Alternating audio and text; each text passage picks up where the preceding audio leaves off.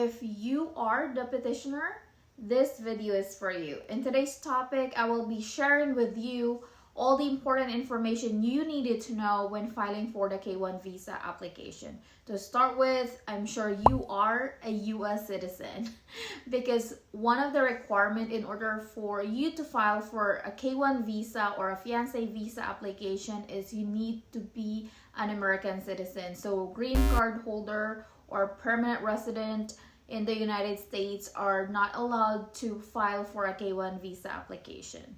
So the first document that you will be providing is a proof of US citizenship. You can provide a copy of your passport, your birth certificate showing that you were born in the United States, the certificate of naturalization.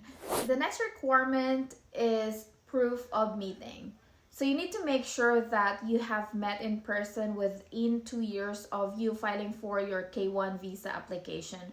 For example, you've met on the 5th of December 2021. So you need to make sure that you have filed your application before the 5th of December 2023. So it does not matter how many times you've met, at least one time for a short period of time that is considered eligible for a K-1 visa application. Next is evidence of you or your fiance legally terminated prior marriages. For example, final divorce decree, annulment order, or death certificate if applicable.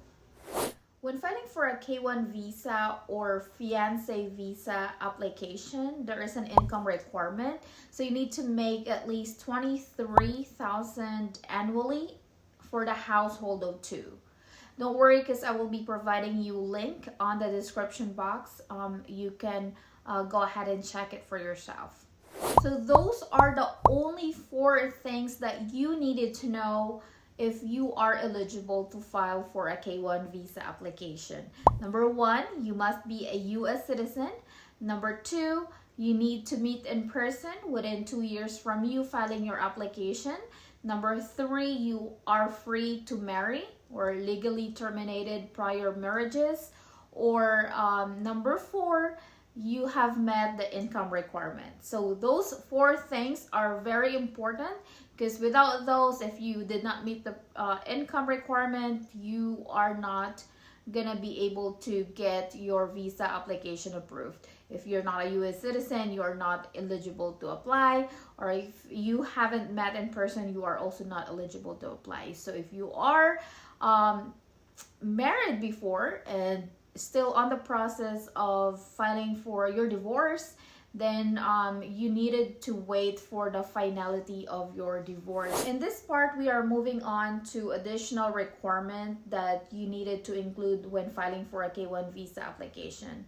So you have to include a letter of intent to marry within 90 days upon admission in the United States. So you can, it's up to you, you can make one letter, but you have to sign both you and the beneficiary. My personal experience, we use one letter. My husband created a letter and then scanned and emailed it to me, and then I have to sign it, scan and email it back to my husband. That's what we did. But some of the people that I know, they made 2 separate letters, one for the petitioner and one for the beneficiary. It is okay as long as that letter, the body of the letter, includes that you both intended to marry within 90 days upon arrival in the United States. You also needed to provide a color photograph, passport style of you and the beneficiary taken within 30 days upon filing for this application. So what they're looking for here is a 2x2 picture. You also need to put a name at the back of the picture, the name of the petitioner, and then also put a name at the back of the picture of the beneficiary.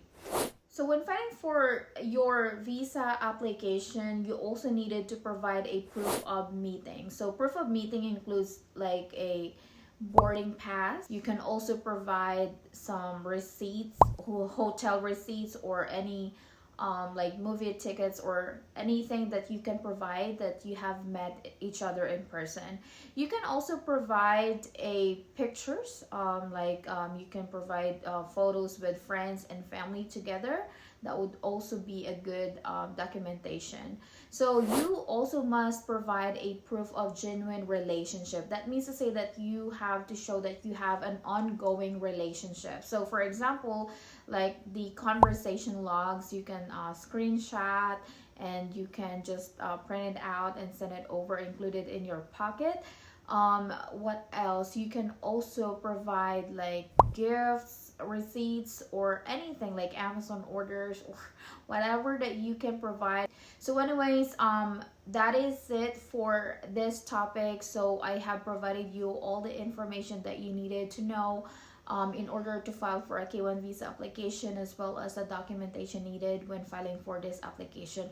On my next video, I'll be sharing with you the payment when filing for this K1 visa application, where to file your application, the form that you will be needing to fill out, and a long time ago I also made a video on how to fill out this form because it's a lot of pages, so it's also complicated.